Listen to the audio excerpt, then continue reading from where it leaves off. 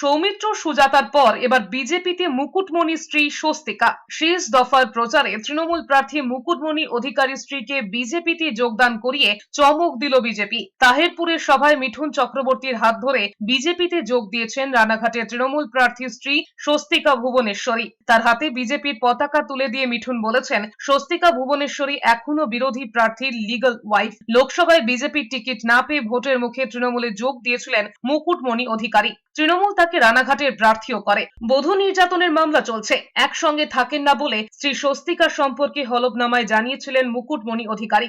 আমাদের অপোজিশনের যে ক্যান্ডিডেট আছে তার এখনো পর্যন্ত লিগালি স্ত্রী।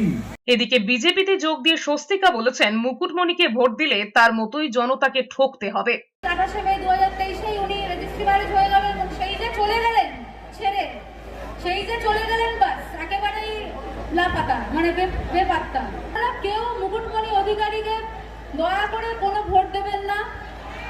আমার এই একদম